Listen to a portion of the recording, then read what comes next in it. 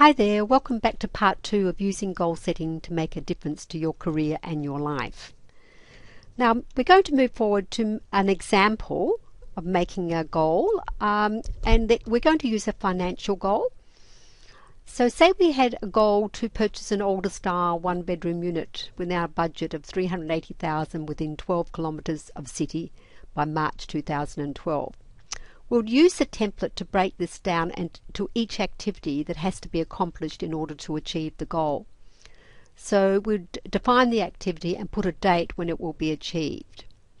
Now templates were available on www.facebook.com/Ellis Jones under the training tab, and some of you would have received your templates with your videos when they were emailed to you.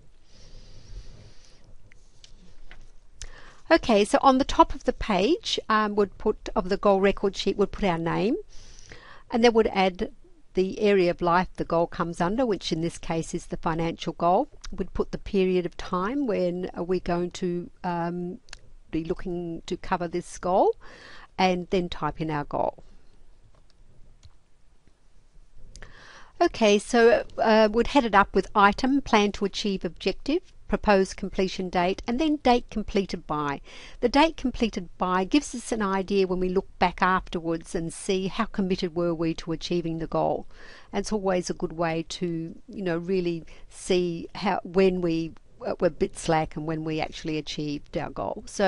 But we're breaking it down, as I mentioned before. So we're going to say, first of all, we'll start with our research of the market to look at the various units, what are available in the market. So we may do some internet and home inspections. We'd talk to real estate people and perhaps check out some values by going onto websites like RP Data site, and would work out what suburbs you'd like to live in and can afford to live in.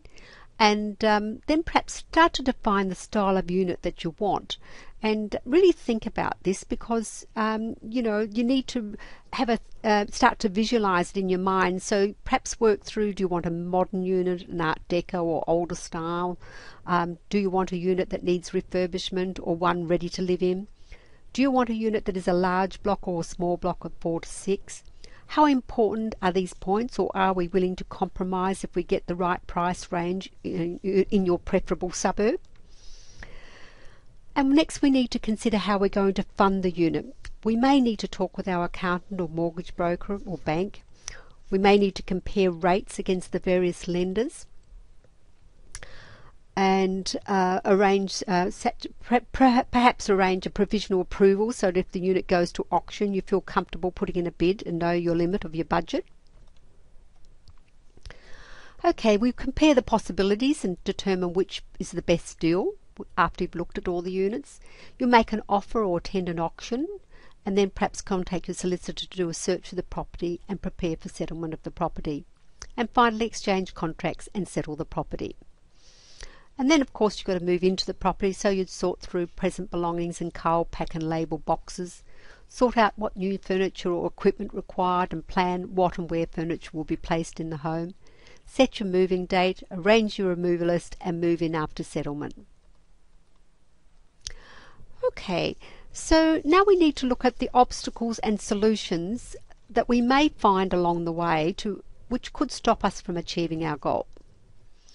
So we look at the obstacles and what obstacles could come before us, and there could be things like you may get flack from friends or workmates or other people who really aren't interested in developing their career and their life, and so they might give you a bit of flack for that. It may be a time obstacle. It may be a money problem that can really delay you achieving a goal. So you do need to arrange your goals and look at your finances to see if this is going to fit within that parameter. And so we look at each one, and then we try to sort out what the solutions are before you start on the journey. So say take the first one, you may receive flack from friends. Well, don't discuss your goals with your friends and workmates, just keep them confidential. And time-wise, if you don't have enough time, and that's a real issue, break the goal down further to smaller goals, or rate your goals so that you complete them based on their importance to you.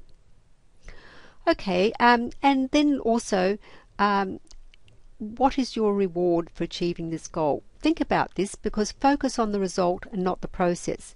Besides the other benefits, your reward is how you're going to feel when you achieve this, and that's going to be fantastic. You're going to have a really great feeling, and you need to reflect this in your emotions.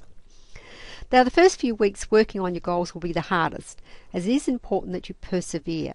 It seems to be a widespread opinion that if you can stick out to really, persevering for 18 months, you'll really see a very positive improvement in your life, and that should make a real difference to you.